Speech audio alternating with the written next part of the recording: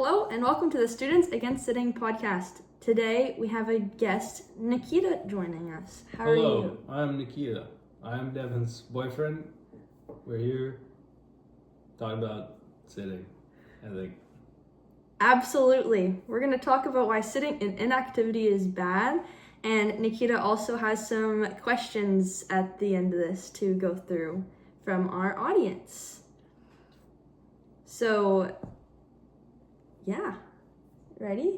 Thanks for having me. You're welcome. Yeah, since this is my first time on, can you define sedentary behavior? Yep.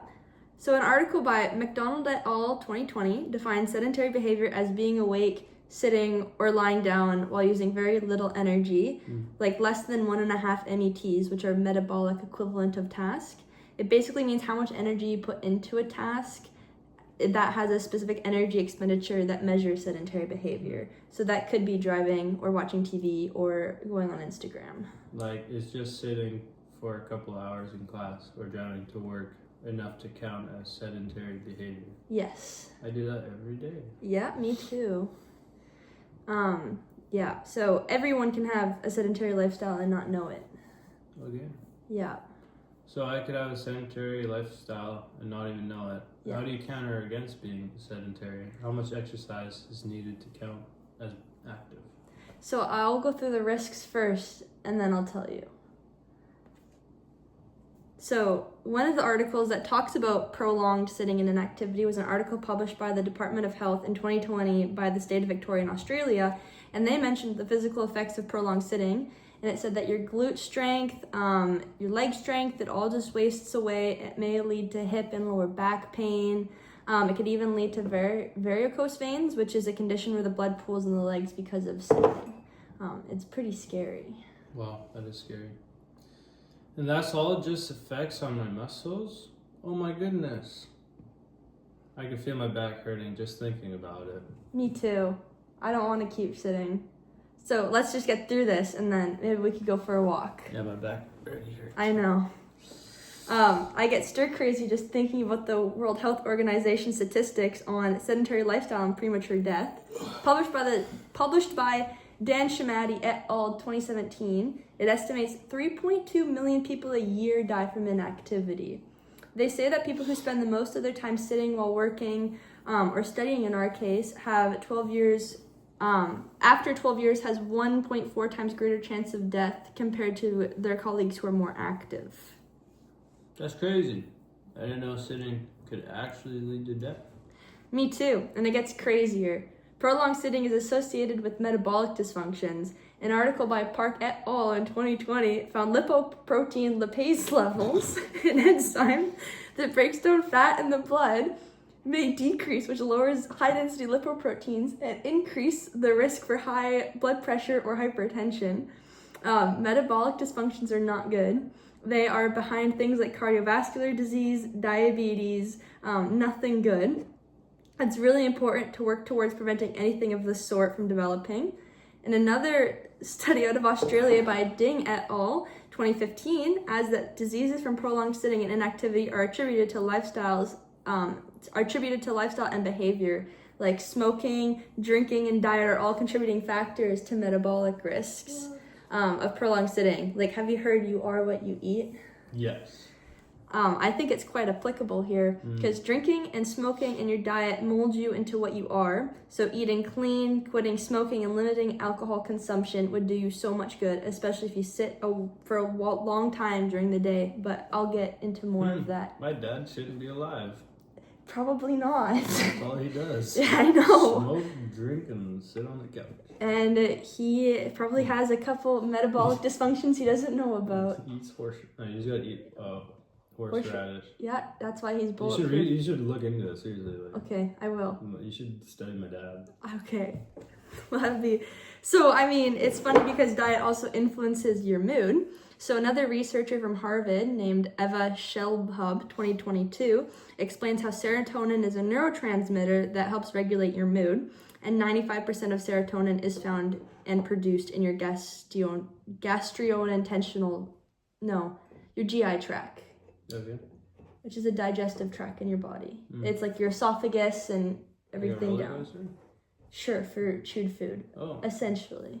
Mm. It's like your small intestine, large intestine, your colon, your esophagus, all the way down to the kidneys and, you know? No. I mean, I guess. A Yeah, little bit. okay. I'm not a scientist. I know. In your GI tract, there are millions of nerve endings and hopefully good gut bacteria.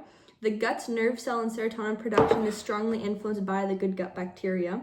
Because of the serotonin production that happens in the gut, and serotonin is a happy chemical, it's safe to say that food influences mood.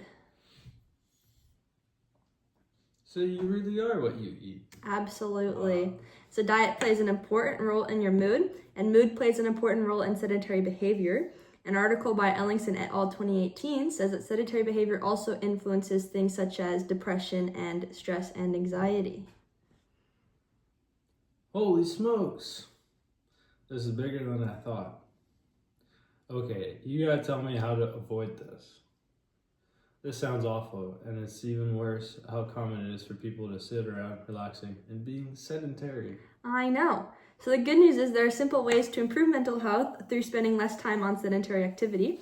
It's interesting. So that study by Ellingson et al. 2018 says that getting up and moving around for a couple minutes every hour in between studying can really improve your mental well-being.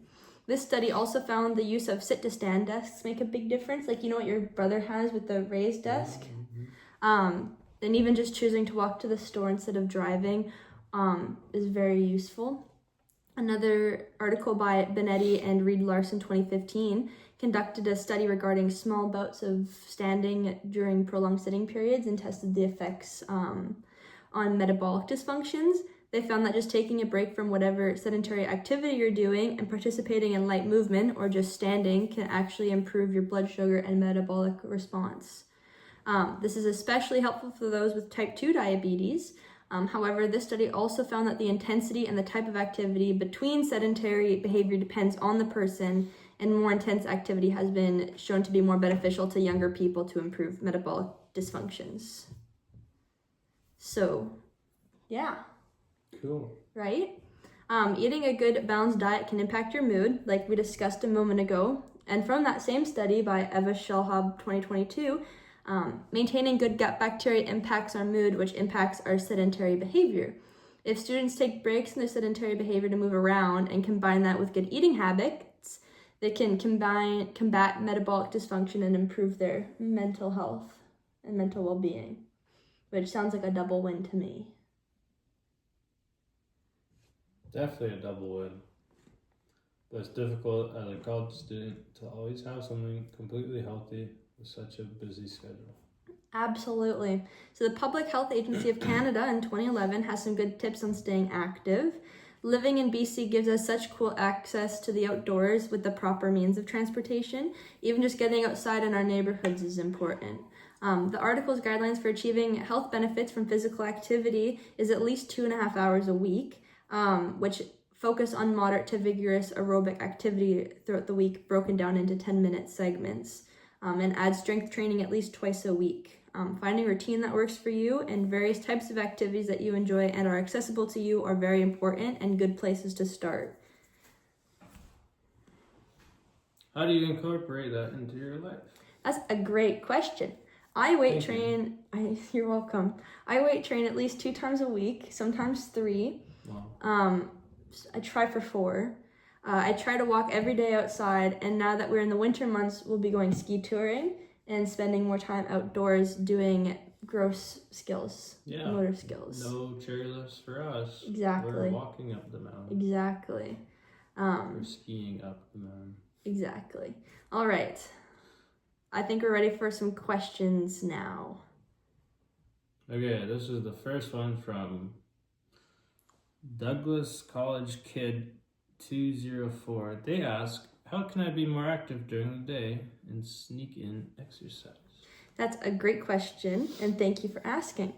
I want to refer to the article by Ellingson et al. 2018 that says getting up and moving for a couple minutes in between prolonged sitting, like studying for a couple minutes, can improve mental well-being and be a great place to sneak in more movement.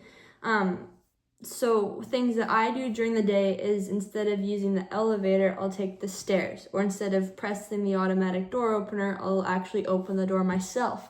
Or I'll park further away from my class and walk to the other side of the campus. Which are just little things I do in the day to incorporate activity. Those are pretty simple ways to start adding in exercise. It's so important to move the body around. Exactly. Okay, second question. I love my bed too. Ask, there's your first problem. How can I incorporate a healthier lifestyle like eating better and exercising when I'm so busy with school? Wow, our audience is so attentive, aren't they? That's a great question. The National Institute of Diabetes and Digestive and Kidney Diseases in 2020 suggests that always buying whole foods in bulk, buying frozen or canned vegetables, and making meals ahead of time in the week is a great way to add in healthier habits. Regarding exercise, they suggest finding a friend to walk with or develop a list of your favorite ways to move around, and try to use one of those methods every day while taking small breaks from homework and studying to walk around. Setting small goals every single day will help establish healthy habits. I need to try following these suggestions. Sounds like improving diet and exercise makes a big difference on mood and lifestyle. Our final question is from X. How do I find the motivation to end sedentary behavior when I'm so stressed out all the time? That's a very real question. I've had my days. It's important to ultimately listen to your body, and if you're not up for it, just remember that any movement is a start. The Counseling Center Group 2024 explains how hard it is to find the motivation when going through bad mental health days and suggests movement like stretching and any aerobic exercise and adding body weight exercises to start moving your body. And just remember to do whatever you find comfortable for yourself and not to push yourself if you really can't feel it. Like, just listen to yourself and find some friends and a good support group, and you got your foot in the door. Never give up. So those are all of our questions for the day. So thank you for coming and helping. Yeah. Thanks again for having me. I really learned a lot, and a new word, sedentary. Never heard of that before. There you go. I'll need to reflect on my own lifestyle and how I can use all these tips and tricks. Absolutely. Definitely want to go for a walk now. I know, me too. Yeah, well, yeah. Thank you to our viewers for the questions, and 7-7. That's it. Have a great rest of your day. Give her an A.